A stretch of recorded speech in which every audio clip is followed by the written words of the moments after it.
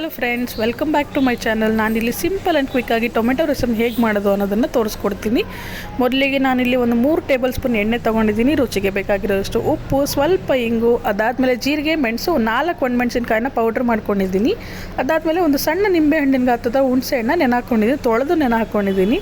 ಅದಾದಮೇಲೆ ಒಂದು 4 ಟೊಮೆಟೊನ ಬೇಯಿಸಿ ರುಬ್ಬಿ ಇಟ್ಕೊಂಡಿದ್ದೀನಿ. ಆಮೇಲೆ ಸ್ವಲ್ಪ ಕರಿಬೇವು, ಒಂದು 2-3 ಒಣಮೆಣಸಿನ್ಕಾಯಿ, ಒಂದು 15 ಬೆಳ್ಳುಳ್ಳಿ, ಒಂದೆರಡು ಕಡ್ಡಿ ಕೊತ್ತಂಬರಿ, ಇದನ್ನೆಲ್ಲ ತೊಗೊಂಡಿದ್ದಾದಮೇಲೆ ಗ್ಯಾಸ್ ಸ್ಟವ್ ಹಚ್ಚಿ ಅದ್ರ ಮೇಲೆ ಒಂದು ಪಾತ್ರೆ ಇಟ್ಕೊಂಡಿದ್ದೀನಿ. ಪಾತ್ರೆ ಬಿಸಿ ಆದಮೇಲೆ ಒಂದು 2-2.5 ಟೇಬಲ್ ಸ್ಪೂನಷ್ಟು ಎಣ್ಣೆ ಹಾಕೋಬೇಕು.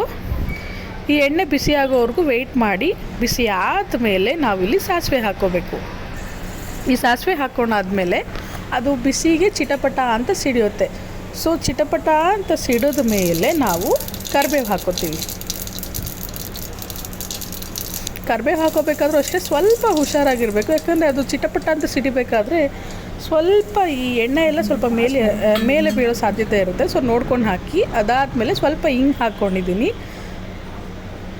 ಅದಾದಮೇಲೆ ನಾವೇನು ಜಜ್ಜಿಟ್ಕೊಂಡಿದ್ವಿ ಬೆಳ್ಳುಳ್ಳಿ, ಅದನ್ನು ಹಾಕಬೇಕು. ಅದನ್ನು ಸ್ವಲ್ಪ ಬಾಡಿಸ್ಬೇಕು. ಸ್ವಲ್ಪ ಕಲರ್ ಚೇಂಜ್ ಆಗಿದೆ, ಅದು ಸ್ವಲ್ಪ ಕಂದು ಬಣ್ಣ ಬರುತ್ತೆ, ಅಲ್ಲಿವರೆಗೂ ನಾವು ಸ್ವಲ್ಪ ಮಿಕ್ಸ್ ಮಾಡಬೇಕು.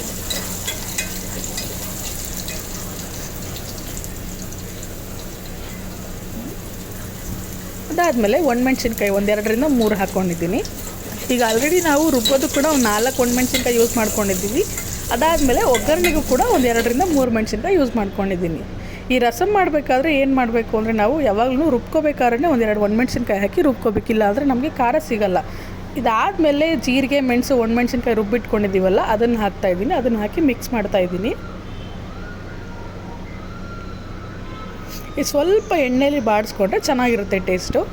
ಇದಾದಮೇಲೆ ನಾವೇನು ಟೊಮೆಟೊನ ರುಬ್ಬಿಟ್ಕೊಂಡಿದ್ದೀವಿ ಅದನ್ನು ಹಾಕೋತಾ ಇದ್ದೀನಿ. ನಾನಿಲ್ಲಿ ಟೊಮೆಟೊ ರುಬ್ಕೊಂಡಾದ್ಮೇಲೆ ಅದರಲ್ಲಿ ಬೇಯಿಸಿರೋ ನೀರಿತ್ತಲ್ಲ, ಅದನ್ನು ಕೂಡ ಒಟ್ಟಿಗೆ ಆ್ಯಡ್ ಮಾಡ್ಕೊಂಡಿದ್ದೀನಿ.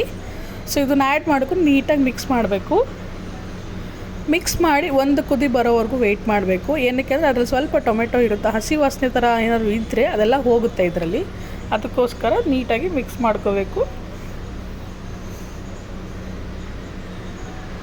ಇದಾದಮೇಲೆ ರುಚಿಗೆ ಬೇಕಾಗಿರೋಷ್ಟು ಉಪ್ಪು ಹಾಕ್ತಾಯಿದ್ದೀನಿ.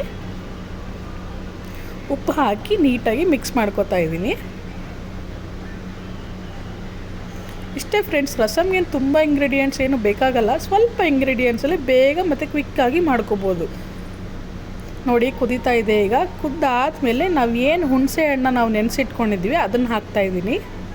ಸೊ 1 ರೌಂಡ್ ಹಾಕಿದ್ದಾಯಿತು. ಅದಾದಮೇಲೆ ಮತ್ತೆ ಸ್ವಲ್ಪ ನೀರು ಆ್ಯಡ್ ಮಾಡಿ ನೀಟಾಗಿ ಎಲ್ಲ ಮಿಕ್ಸ್ ಮಾಡಿ ಕಿವುಚಿ ಹಾಕ್ತಾಯಿದ್ದೀನಿ. ರಸಮ್ಮಿಗೆ ನೀವು ಟೊಮೆಟೊ ಜೊತೆಗೆ ಹುಣಸೆಹಣ್ಣು ಹಾಕಿದ್ರಿಂದ ತುಂಬ ಚೆನ್ನಾಗಿ ಬರೋದು ಟೇಸ್ಟು. ನೀವು ನೋಡ್ಬೋದು, ಯೂಶಲಾಗಿ ರಸಮ್ ಬೇರೆ ಬೇರೆ ಥರ ಎಲ್ಲ ಮಾಡ್ತಾರೆ. ಟೊಮೆಟೊ ರಸಮ್ಮೆ ಬೇರೆ, ಹುಣಸೆಹಣ್ಣು ರಸಮ್ಮೆ ಬೇರೆ, ಈ ಥರ ಎಲ್ಲ ಮಾಡ್ತಾರೆ. ಸೊ ನಾನು ಇವತ್ತು ತೋರಿಸ್ಕೊಡ್ತಾ ಇರೋದು ಅಂತ ಸಿಂಪಲಾಗಿರೋ ರಸಮ್ನ ಒಂದ್ಸಲ ಟ್ರೈ ಮಾಡಿ ನೋಡಿ. ನೀವೇ ಹೇಳ್ತೀರಾ ತುಂಬ ಚೆನ್ನಾಗಿದೆ ಅಂತ.